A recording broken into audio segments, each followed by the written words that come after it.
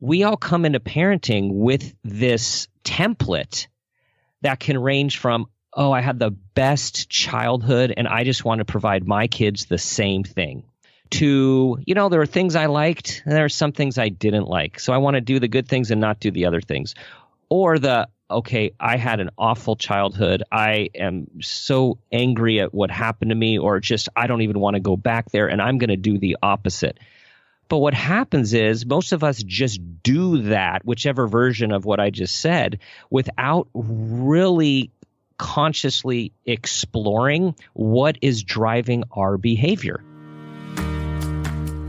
Welcome to Tilt Parenting, a podcast featuring interviews and conversations aimed at inspiring, informing, and supporting parents raising differently wired kids.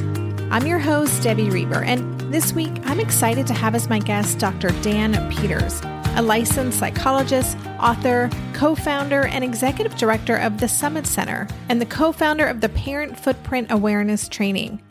Dan's mission is to support parents in raising children with purpose and intention.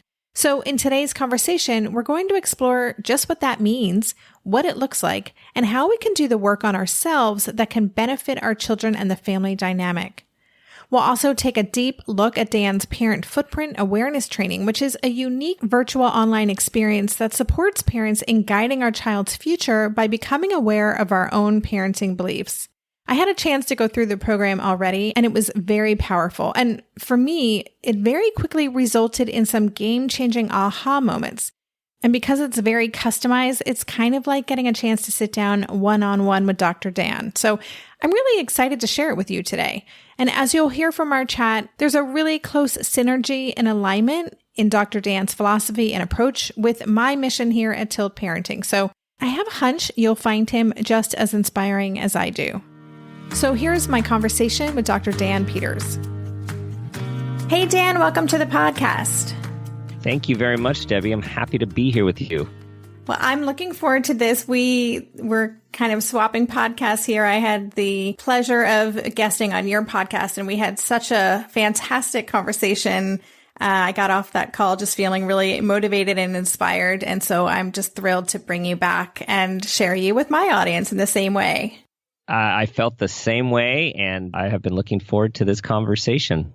Excellent. Well, we're going to be talking about mostly your Parent Footprint training program and what you're doing through that. But I want to make sure that our guests are familiar with your work in the world and get a better sense of your personal why. So would you just take a few minutes to introduce yourself and who you are? Sure. My name is Dan Peters, and I am professionally a licensed psychologist in Northern California. And I co-founded, along with Dr. Susan Daniels, Summit Center, which is a multidisciplinary organization where our focus is on helping people realize their full potential and understanding their complex profiles.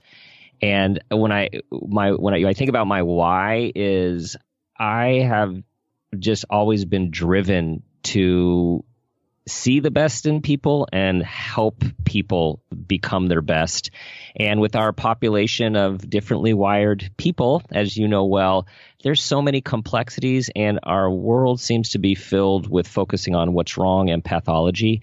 And so what I do personally with my consultation and with our multidisciplinary evaluations and our counseling at Summit Center is really try to understand the whole totality of a person of all ages, children, adolescents, parents, and individual adults, and help them through that understanding find their passion, their potential, and be their best selves. And how long? Summit Center's been around for a while, correct? Summit Center's been around about 10 years now. Okay. Yeah, I mean, I think for me, certainly, I'm new to this world and I'm still discovering, even though Asher's now 13, I'm still kind of discovering the resources that are out there. And your resource, and also Dr. Devin McEachran, who I think may have been the one to introduce us, it's just such a valuable, important work that you're doing in the world. And I'm just grateful that people like you are doing what you're doing, because it can feel so overwhelming when we have these kids who are so, they don't fit into any clear diagnostic buckets a lot of the time. And right. So anyway, I was excited to discover you a couple of years ago and love that you've been doing this work for so long. Thank you. It's so rewarding. I bet it is. These kids are so misunderstood, and so giving them the opportunity to really grow into their potential and to be seen for who they are. And then also letting parents know that this isn't a bad thing. This is actually a gift, and there's so much good here. So I love that.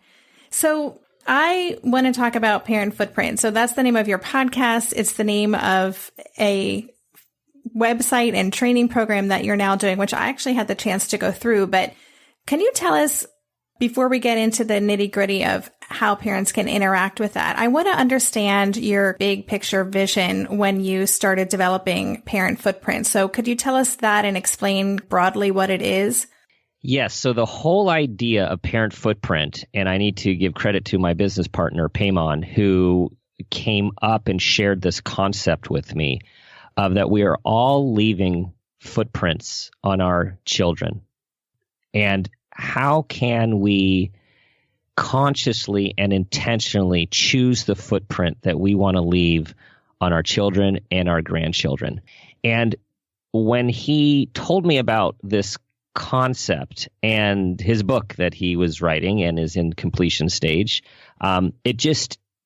it impacted me so much with that symbolism and that image with the work that I do day in and day out in my own life with co-raising 3 kids with my wife is wow, everything we do impacts our kids, and we can choose how we parent and how we interact and what energy we bring into the room.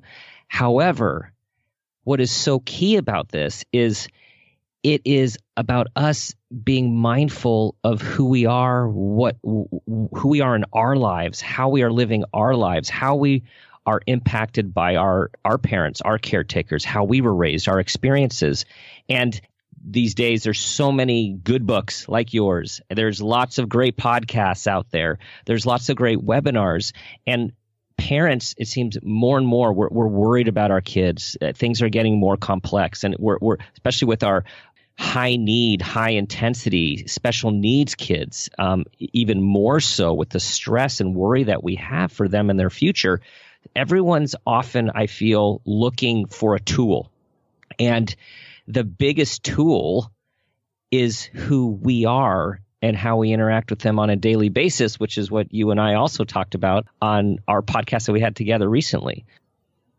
Yes, absolutely. I mean, my mind is in many places right now because I'm trying to think of the most logical way to unfold this conversation, because it's such a big concept.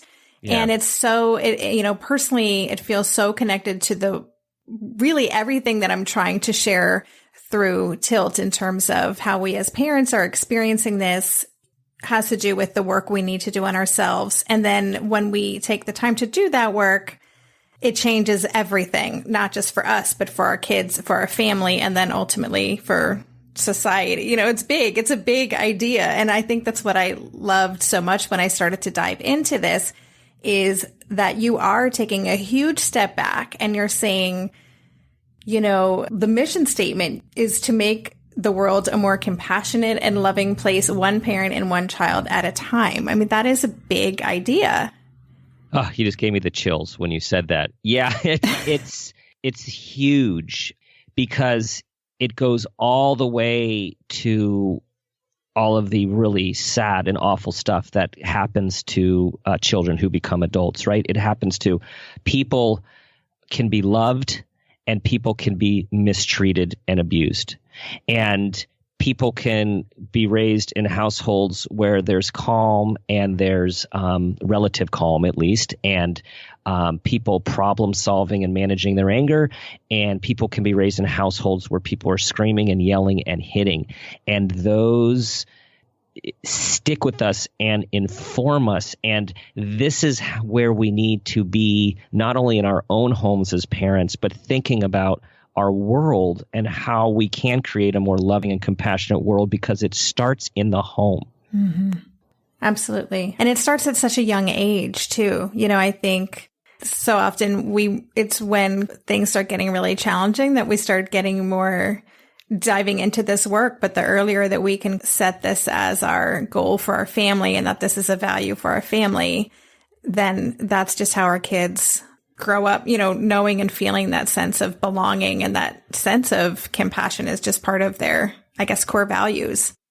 Absolutely. And we could infiltrate and influence these positive family values of love, compassion, problem solving, meaning, and just as much when we are bringing in our stress from our lives in the home and out of the homes, and whether we are off balance and aren't fulfilled ourselves, all of this stuff impacts our kids.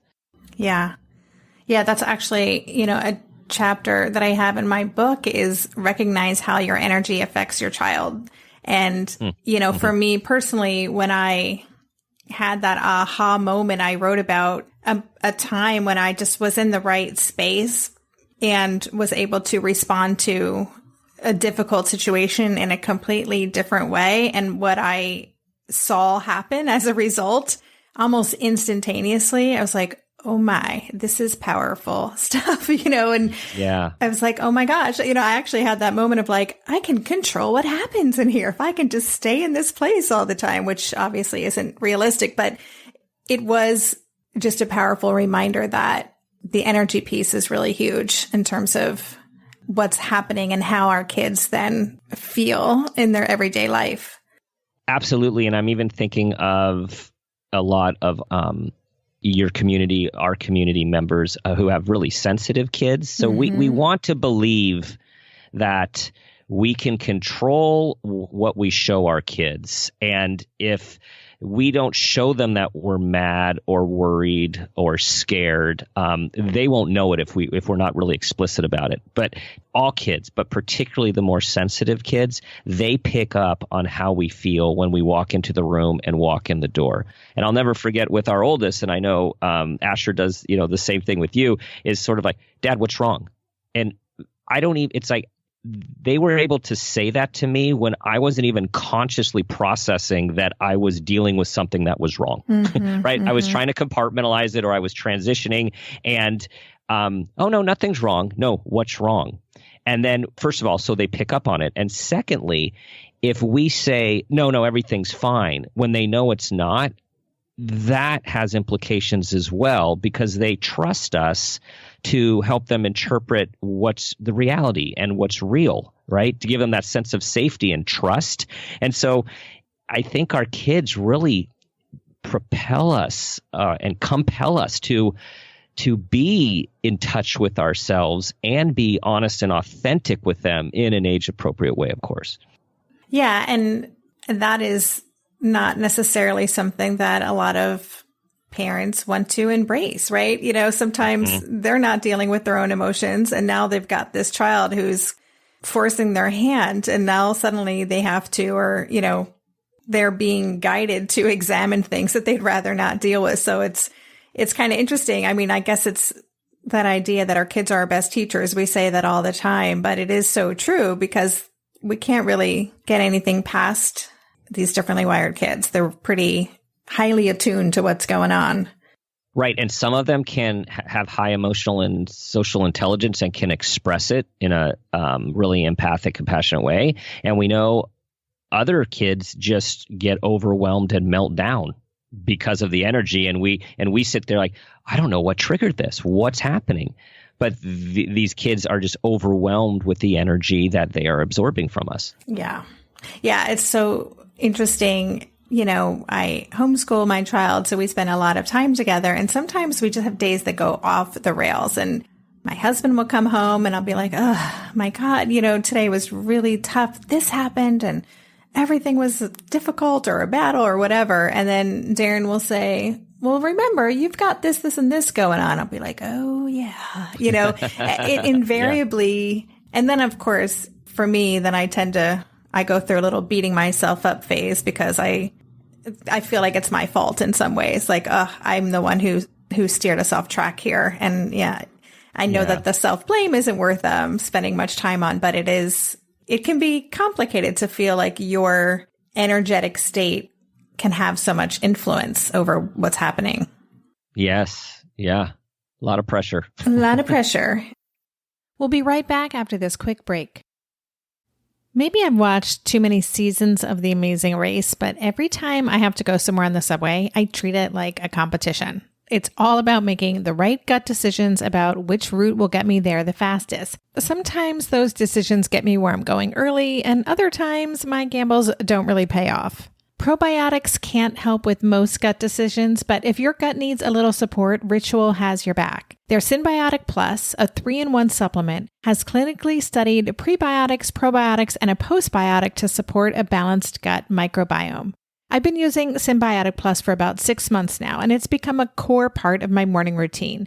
I take the mini capsule every morning while making my way through my inbox, whether I'm at home or I'm on the road, because it doesn't need to be refrigerated. And the capsule itself is delayed released, which helps it survive the harsh conditions of the upper GI tract for delivery to the colon. And that's exactly where we want it to go. Ritual invested in a study modeling the human colon, which showed that Synbiotic Plus significantly increased microbial diversity and the growth of beneficial bacteria.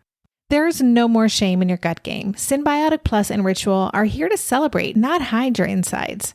Get 25% off your first month for a limited time at ritual.com/tilt. Start Ritual or add Synbiotic Plus to your subscription today. That's ritual.com/tilt for 25% off. During this month of planning and organization for big transitions, rhythms and routines have been absolutely essential for our physical and emotional well-being. So Green Chef nights are reliably and predictably a good night. We know the ingredients will be fresh and prepped, the instructions easy to follow, and the meal delicious. We're all still talking about last week's turkey tacos with mango chimichurri sauce, refried beans, and Monterey Jack cheese. Green Chef contributes to a healthy lifestyle with easy and delicious menus like fresh seasonal salads and grain bowls, and with over 80 weekly meal and market options, plus rotating options to suit a variety of lifestyles, whether Mediterranean, plant-based, calorie-smart, keto, protein-packed, gluten-free. There are always plenty of options to choose from. Whatever you select, you'll get farm-fresh ingredients, organic whole fruits and veggies, and premium proteins, all delivered straight to your door. I love those 4 words. Straight to my door. Oh, and one more thing I love about Green Chef, they have an app, which means it's easy to manage meal preferences and delivery from your phone if you want to. And I, for one, want to. I am in that mode where I'm making the most of little moments like waiting in line at the pharmacy or for the F train to pull into the station to tackle all of those to-dos. So the convenience of an app is key for me. Green Chef has a special offer for Tilt listeners. Go to greenchef.com/tilt50 and use code TILT50 to get 50% off plus 20% off your next 2 months. That's 50% off plus 20% off your next 2 months when you use the code TILT50 at greenchef.com/tilt50. So one of the things I was really intrigued by in your program was this idea of really exploring what happened in our lives when we were children and how we were parented.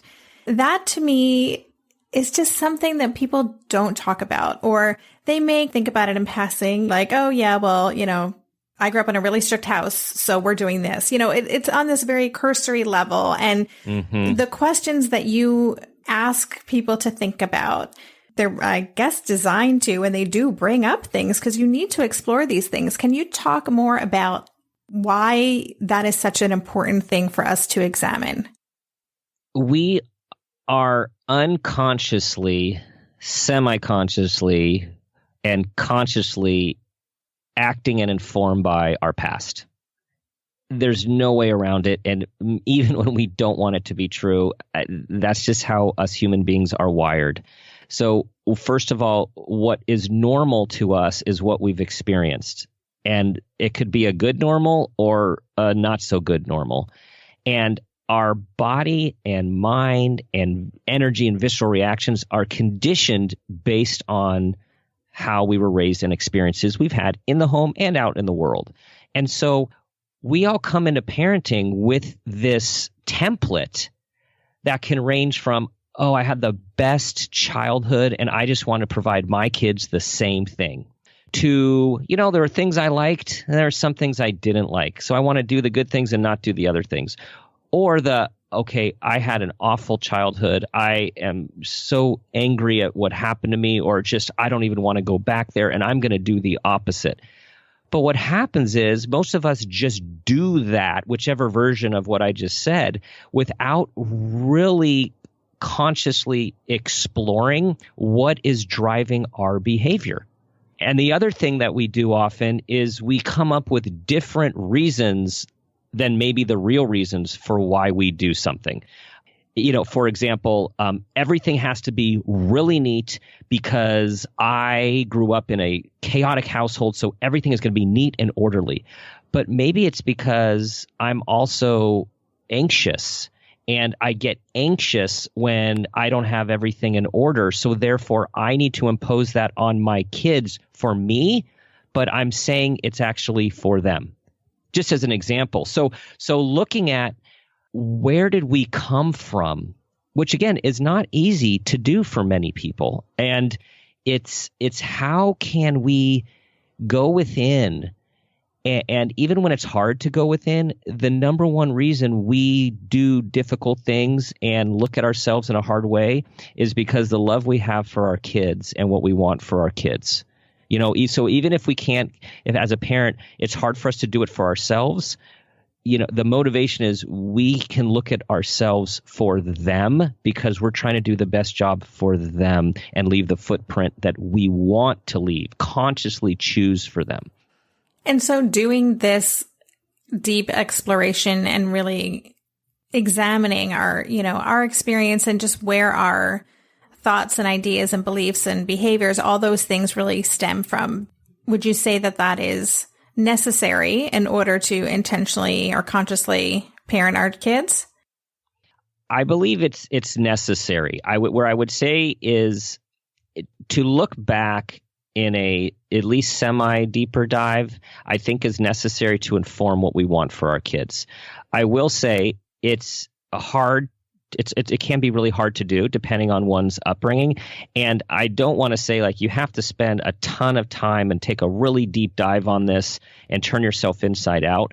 It's really about just being mindful, aware, and insightful, and pulling back the curtain enough so you can understand why you do things you do with your kids, and be honest with yourself so you can decide if you are parenting in the way that you think you are and with the goals that you have for your kids, or is there something going on back there that you realize, whoa, I need to do this a little differently. And I have an example of someone that I know really well. So this person with her kids would be get really react when one of the children were melting down really quickly, jump in quickly to try to stop a meltdown, avoid a meltdown, help with a meltdown. It just brought a lot of emotion in this person. And it turned out through this work that she realized the reason that she would jump so quickly when her child was melting down was because her father had such a quick temper that she never knew when he was going to go off. And through this work, she realized, oh my gosh, I always just thought I was trying to help them, soothe them, and I didn't realize how anxious I would get in the moment. But it was really because growing up, she never knew when her dad was going to go off. And there was that connection, whoa. And then that allowed her to think about the difference between her past and her present and how she would work to handle those situations differently based on her parenting goals for herself and her kids. Oh, that's a great example. And now I feel like I'm entering a therapy session. But, one of the things that came up for me in that example is that when Asher used to get really upset, his anger was really, really hard for me to deal with. And I realized I'm really uncomfortable with big anger as an emotion, full stop. And I also believe and know that there's no such thing as a bad emotion, and he gets to be angry, you know, like I don't want to stifle him. And so I've known for a while that I'm uncomfortable with big anger, but I guess what you're saying is then take it one step further and try to uncover where might that stem from, so I have a better understanding of the roots of that. So it will be easier for me to address if I know where it comes from. Exactly. Okay. Exactly. Interesting. All right. I guess I have some journaling to do, some work to do. And, you know, you talked about, in some ways, this is really also about getting off autopilot, right? And that word intention comes up a lot. And I know that that's part of your big vision, is this parenting with purpose and intention. Intention is something I talk a lot about on the podcast, on Tilt, in the book. And I do believe it's one of the most important values that we can bring into our parenting world. Can you talk a little bit more about that role of intention, just from your perspective, what it means to parent with purpose and intention? So easy to say, so hard to do. Okay. So I just want to say, because also what I love about your approach, Debbie, with your people and your listeners is how authentic you are. And so I totally relate to that, which is, you know, as someone who talks about doing this all day long in my work and then gets to go home and practice, like, this is so hard to do. So I just want to say, for everyone listening, to be kind to yourself. So this is our aspiration. Our aspiration is to be purposeful and intentional as much as we can. Now, the first thing that we always talk about, as you do, is presence. Like, how do we stay present with our kids and be in the moment? And this can range from leaving our emotions at the door from what happened out in the world, at work, or in the community. What are we doing with our cell phones and our computers when our kids are talking to us? Or do we have family dinners? How do people interact? Do we give people attention? And it's especially, what do I want to cultivate for my kids in our home and in life? So, later in this model and in the training, we talk about, what are your parenting beliefs? See, all this stuff ties together. So if a parenting belief is, I want my child to not be stressed out. Well, if we want to do that intentionally, we have to be careful what we talk about with grades, with school, with college, their future, with what programs they may or may not get into, what other people are doing or not doing, and how we're comparing to them. So often we say, like, God, I just don't want my kid to be so stressed. And then they have 4 activities and they're going out for the A team on the traveling soccer, and then they're in their performance, and we got to get them in advanced math. Well, you know what? Those things are not consistent with having a child who grows up with as not too much stress. So when we think about intention and purpose, what are our parenting goals? Are our goals to have children who are resilient and regulate? Are our goals to have children who take risks, try new things? Are our goals for children to have meaningful relationships? Or are our goals for our kids to get into an Ivy League school? And we're kidding ourselves if we don't think that whatever these goals, which again, we talk about making them, externalizing them and making them intentional and out there, so we know what is our model. What is our model? And so here's where I have to make a quick transition. So Paimon, my business partner, he comes from the technology world and product development.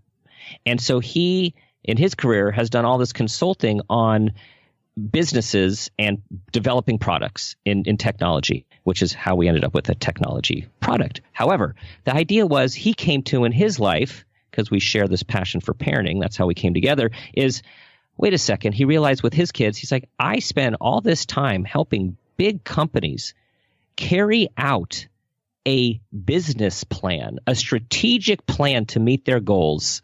And yet we go into parenting and just kind of wing it, right? And so just backing into your great question is, being purposeful and intentional, we have to know, what do we want for our kids? And based on that, how do we break down how we are about that on a daily basis, on a moment basis?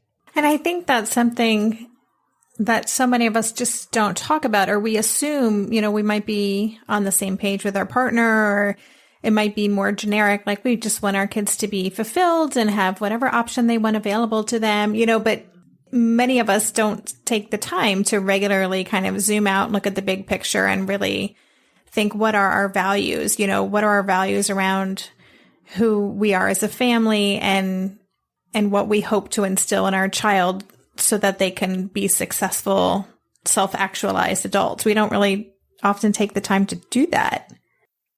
We'll be right back after this quick break.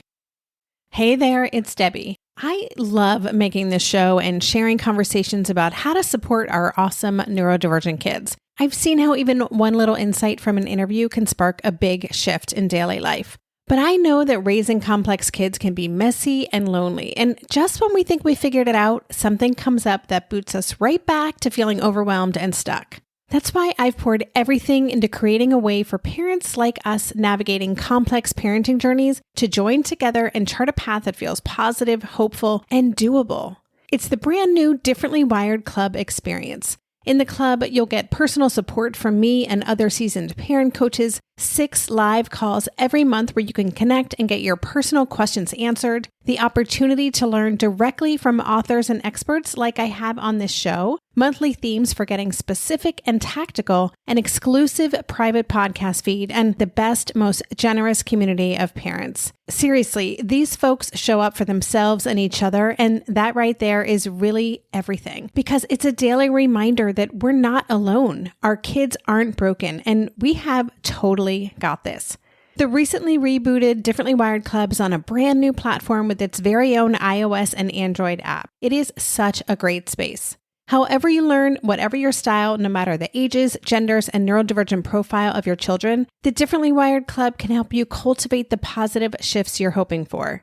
Join us today by going to tiltparenting.com/club. That's tiltparenting.com/club. I hope to see you on the inside. If you like this show, there's a decent chance you'll also enjoy the Shameless Mom Academy. Hi, I'm Sarah Dean, the founder and host of the Shameless Mom Academy. The Shameless Mom Academy is a podcast for moms that centers moms more than it centers your kids. I'm not going to teach you how to make baby food or how to make your 3-year-old or 13-year-old stop having tantrums. Instead, I'm going to bring you back to yourself.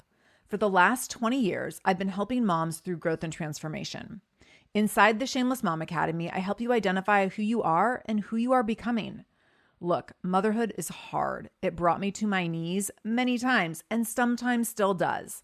Returning to who I am and who I am becoming allows me to decide how to show up in all those sticky motherhood moments, but also in all my other relationships and in all the ways I show up in my various communities.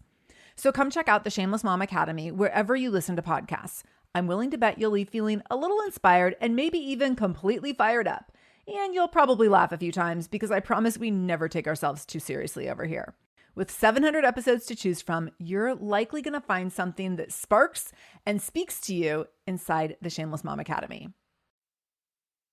No, and I am thinking of a personal example where I blew it, and then I had to go think about my goals, and I had to loop back around.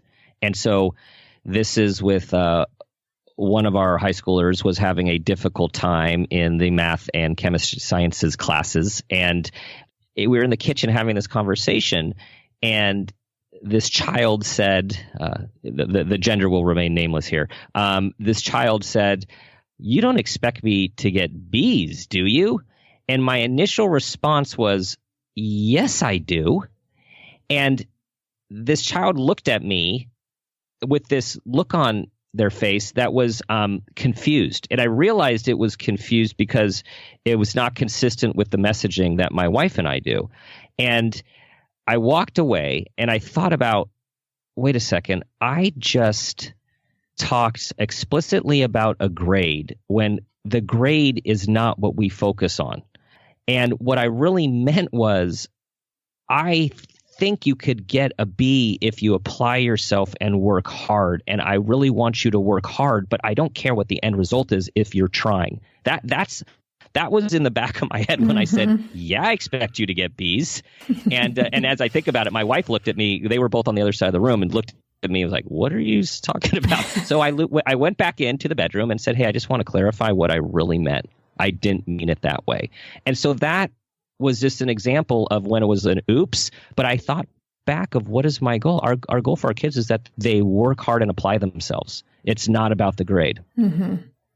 And I imagine once you start being more intentional and purposeful and examining what you're saying and doing the work of being in alignment with your actions and with our kids, that when you have a moment like that, and by the way, it's good to know that you can make those mistakes. If Dr. Dan can make those mistakes, that makes the rest of us feel better. Oh, yes. Yes. But I imagine that you kind of get a hit, like an inner voice pop and say what? What are you talking about? So you probably knew even before you saw the look on your wife's face that, wait a minute, what did I just say?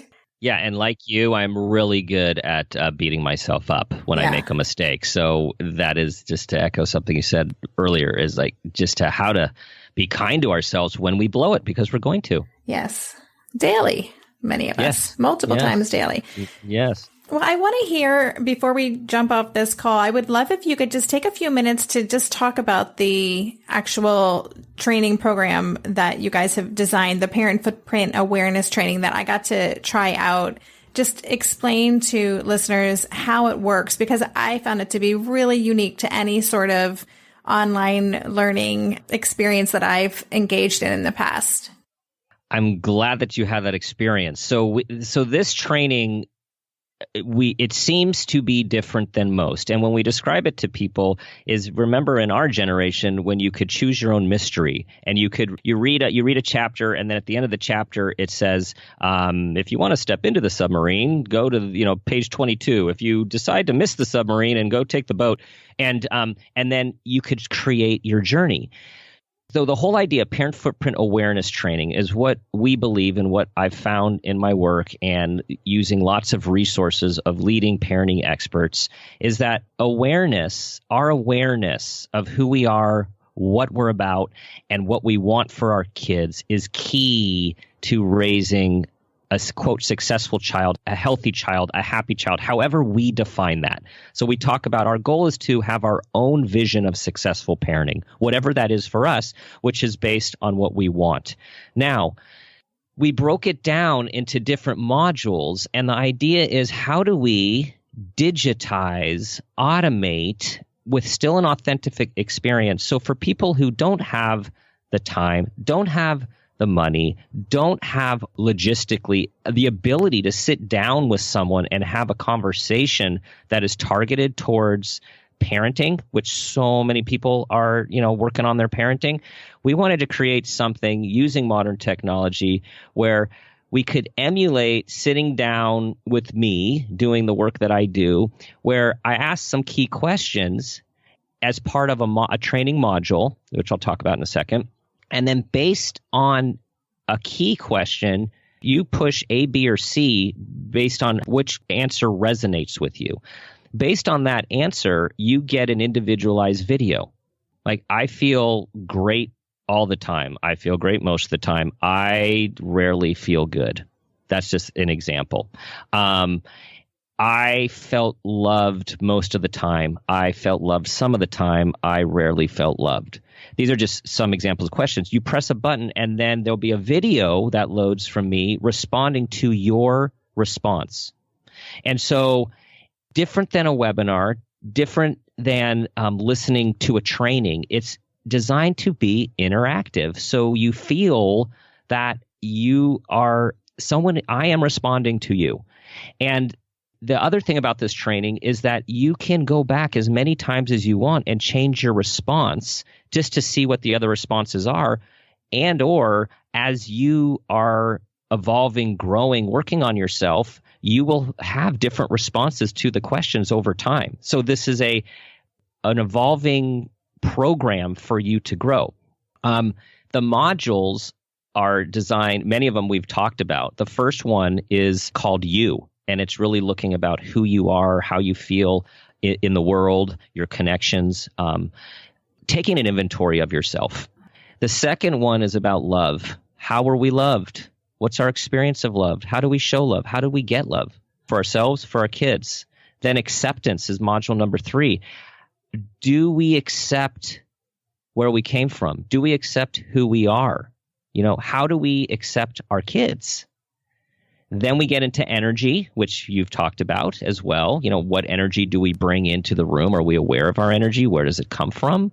How do we transmit it? How do we want to transmit it? Then there is the module called connection, which is how we feel connected to ourselves, connected to our partners, connected to our kids, to our community.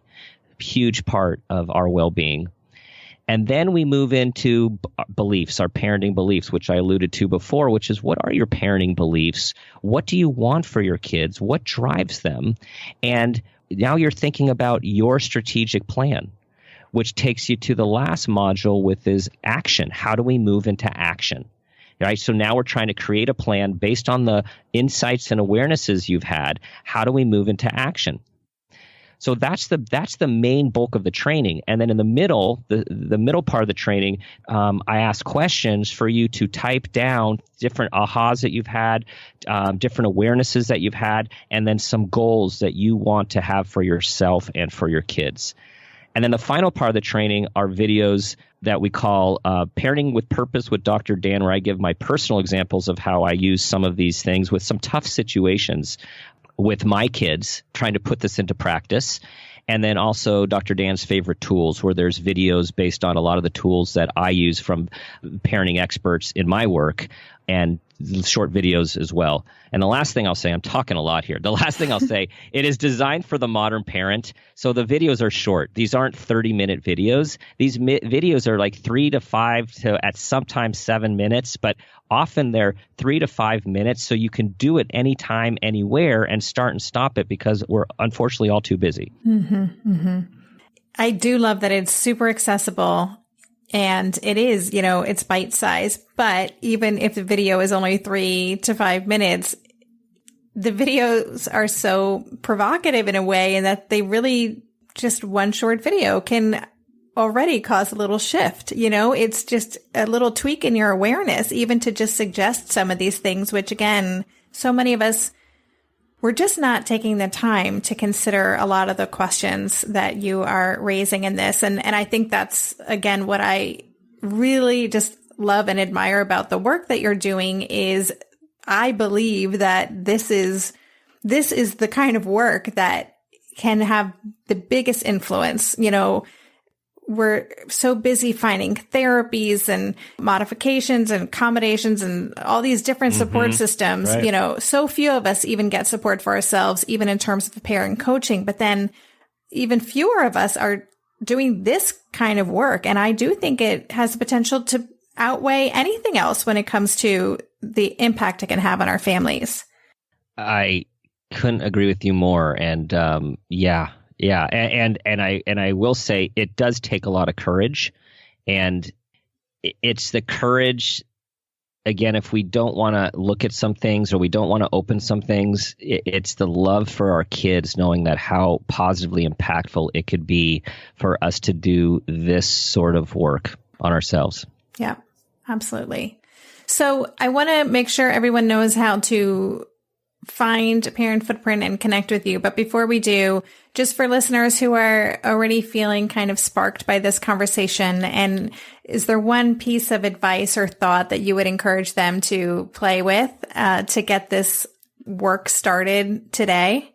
Yes. I would say the one piece is to realize and embrace the idea that who you are in the world and how you are living your life is what matters most for your kids. And what we often say is just try to focus on being the person you want your child to become. That's good. I like that. Awesome. Okay. So what's the best way for listeners to connect with you? Where are your favorite spots? Okay, favorite spots. So if you want to learn more about Parent Footprint, the training and the podcast, that's at www.parentfootprint.com. And if you want to learn more about our center and consultation and evaluation and all the stuff we do at Summit Center, that is www.summitcenter.us.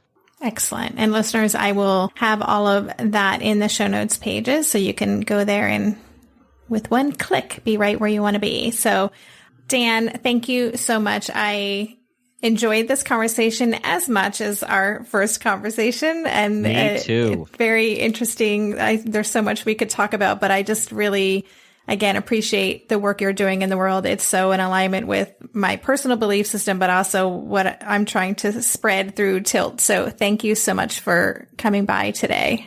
My pleasure. And you are making a huge spreading impact. So thank you.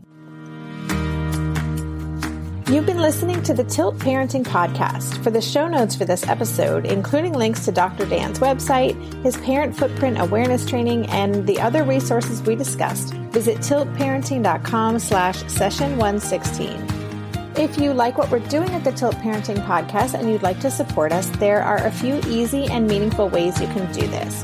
One is to join my Patreon campaign, just like listeners Dawn Bellis and Nicola Shearer did. Thank you so much, Dawn and Nicola. Patreon is an online platform that allows people to make a small monthly contribution to support the work of an artist or a musician or podcaster. It's super easy to sign up, and even a small donation helps. So if you'd like to support the show, help me pay for my production help and all the assistance that I have in making this show happen weekly, you visit patreon.com/tiltparenting. Patreon is spelled Patreon, or you can find a link on the Tilt Parenting website. The other way you can help is to head over to iTunes, and if you haven't done so already, leave a rating or a review or both. There are a lot of parenting podcasts out there, and those ratings and reviews help keep our podcast highly visible, which in turn makes it easier for me to land those bigger guests and get more attention for Tilt Parenting Podcast. So thank you so much. And thanks again for listening. For more information on Tilt Parenting, visit www.tiltparenting.com.